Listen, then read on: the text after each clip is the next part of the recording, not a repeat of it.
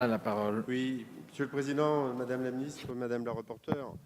dans la continuité du rapport, pour lequel nous remercions encore, et on ne le fera peut-être jamais assez, notre rapporteur Pascal Gruson, et de l'intervention que j'ai faite tout à l'heure, plus sur le fond, avec les problèmes, comme ça vient d'être rappelé, d'éducation à l'égalité et à l'émancipation de tous les êtres humains pour faire progresser la société. Au-delà des problèmes de modification de notre droit, éventuellement, de la banalisation de l'usage du mot féminicide, je pense qu'il apparaît nécessaire de consolider les avancées majeures en matière de lutte contre la violence familiale. Nous ne pouvons pas répondre à la mise en sécurité, à l'accompagnement des victimes par des demi-réponses qui sont souvent source d'injustice et d'égalité d'un point de vue territorial. Et vous l'avez dit, Madame la Ministre, tout à l'heure,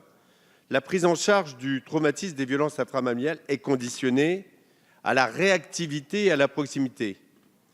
Lorsque la femme violentée, qui plus est souvent la mère,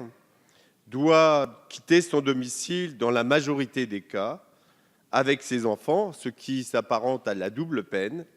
il lui est insoutenable également de déraciner ses enfants, changement d'école, rupture du réseau primaire. Les réseaux de vie en attestent et les refus de propositions d'hébergement éloignés par conséquent, le retour au domicile de ces victimes en sont donc les conséquences. Vous avez raison de parler de la nécessité de renforcer l'accompagnement, la nécessité de renforcer la formation spécifique, mais aujourd'hui, je voudrais dire que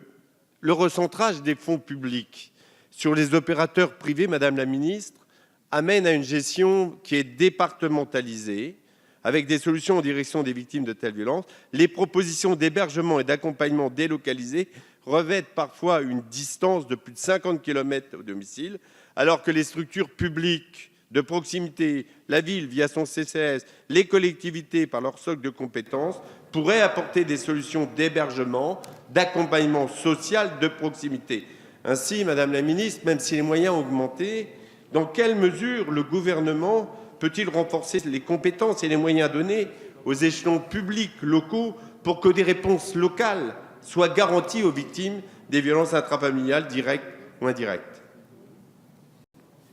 Merci, Madame la Ministre, vous avez la parole.